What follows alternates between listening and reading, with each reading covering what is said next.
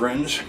Did you ever think we would be dealing with something this fucked up? I don't mean this, I mean this whole fucking situation with the coronavirus and the fucking toilet paper hoarding and all the other shit going on.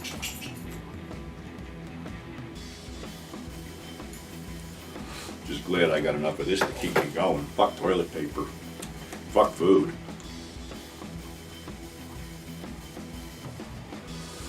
Need weed, coffee, munchies, I don't know. But, you know, we gotta go on with the show, so to speak. So, for today, who would you think would be the scariest man in motion pictures? Seriously, think on it for a minute. I don't mean a guy like Vincent Price or Boris Karloff or Freddy Krueger or Jason or Michael Myers. I mean a guy that you would see walking down the street toward you, and this guy would inspire so much fear in your heart that you would actually cross the street to get away from him. Well, that guy, my friends, was a character actor named Leo Corden. In 1943, Leo Corden robbed a bar and was shot in the stomach by the police.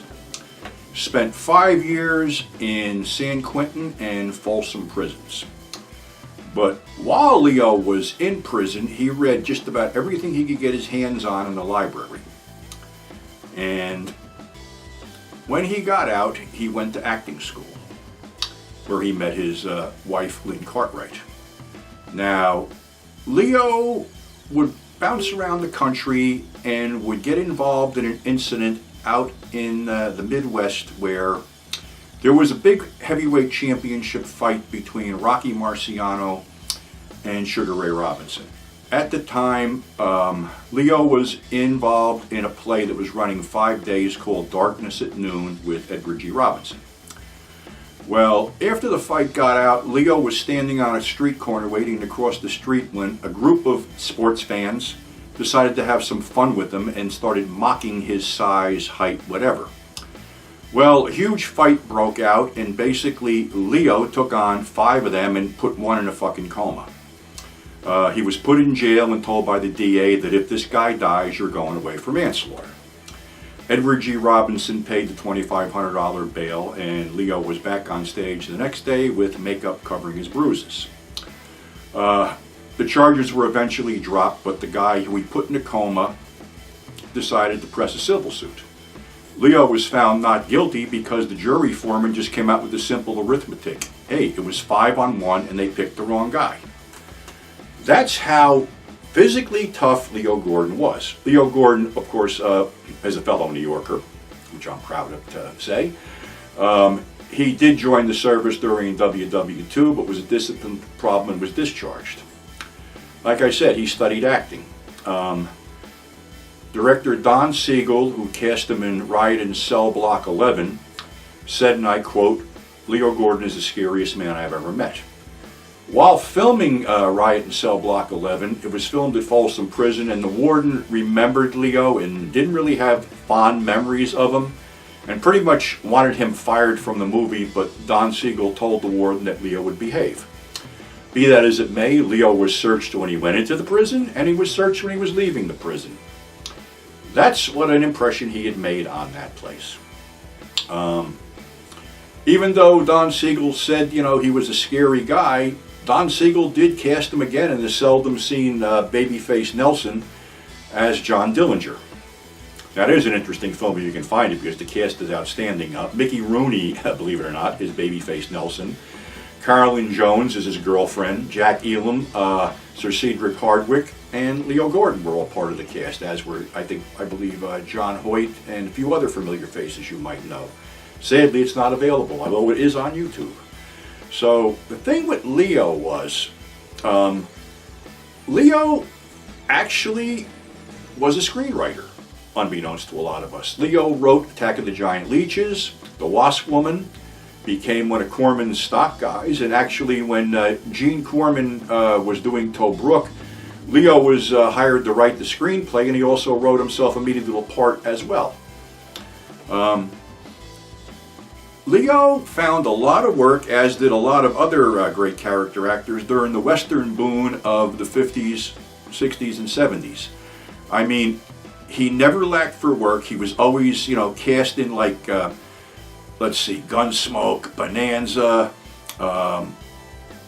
even Rin Tin Tin. I remember seeing him as a bad guy in Rin Tin Tin.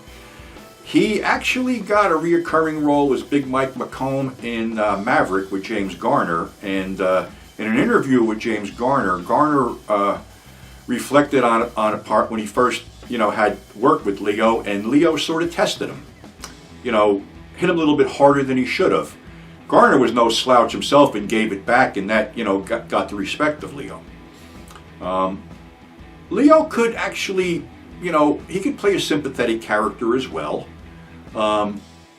He was cast in Night of the Grizzly, the Clint Walker Western. Clint was responsible for casting, and basically he said, with his scenes with Leo, we were two big guys that could go. That's why their fight scene was more realistic. And if this one, Leo was cast, an ex-associate of Clint Walker's character, who was retired sheriff, and there was some indiscretion years ago that wound up putting Cass in jail, and Cass harbored a grudge for the Clint Walker character, but in the interim saved the son from the rampaging bear.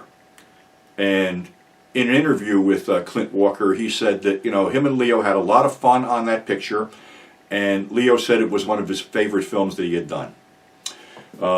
Leo was also in a couple of John Wayne movies, most noticeably Hondo, where he played the bad guy. And the scene was he was supposed to draw on John Wayne. John Wayne shoots him in the gut. Leo crumples up and falls forward. Wayne himself yelled cut, and then yelled at Leo. He goes, you get shot in the gut, you fly backwards, you don't fall forward. Leo pulled up his shirt and showed him where the bullet hit him, and he goes, well, I hate to tell you something, Duke, but I got shot in the gut, and I did fall forward. Leo, like I said, Leo worked a lot with Roger Corman. I believe he wrote Crybaby Killer and had an uncredited role in that film, as well as the one film that Corman didn't make any money on, The Intruder, and again, Leo played a good guy in that one. He also appeared in Corman's Haunted Palace as one of the villagers. And when Corman did his first outside of AIP big studio film, St. Valentine's Day Massacre, Corman was a loyal guy, and like I said before, he gave a lot of his stock players, Jonathan Hayes, Jack Nicholson, Betsy Jones Moreland, Dick Miller, and Leo Gordon, little beefy roles. Leo's role was a little bit more meaty than the others, as he played gangster Mike the Pike Heitler, who was actually, I believe, Capone's bookkeeper. But like I said, Leo wound up in several, like I said, a lot of TV series. Warm Remembrance, he got a meaty role in. A bunch of stuff. He was just one of those guys, he wasn't Hollywood. He didn't really associate, outside in the big Hollywood circles. He kept to himself. He was married to the same woman all his life and had a daughter, Tara. When you get older, you don't do that much, but like I said, Leo had also wrote several novels as well. You can check on the IMDb for that, or Amazon for that. He wound up working for Fred Olin Ray in a couple films. One was Mob Boss, I believe. And when they did that big budget Maverick thing with James Garner and Mel Gibson, Leo and just about every other living character actor was tapped to be in that film. Leo appears in the first card game, and sadly he just looks very old and frail, but when he talks he still has that menacing voice. It's still there. Leo passed away, unfortunately, quite a few years ago. He left a great body of work, and one thing that I remember, it sticks out, and I can't find the damn commercial on YouTube or anywhere else, but they were doing these soap pad commercials. It might have been Brillo or SOS, not SS, what am I saying? SOS, where one of them had Broderick Crawford standing on a kitchen sink wearing an apron, scrubbing a pan and going, "Believe me, I know tough." The other one had a pretty unshaven Leo Gordon and Neville Brand doing the same thing with the "Believe me, I know tough." when you go into the history of the who's who's in character actors and the who's who's in heavies, Leo was one of the greats. I mean, he did shit that no other heavy would do.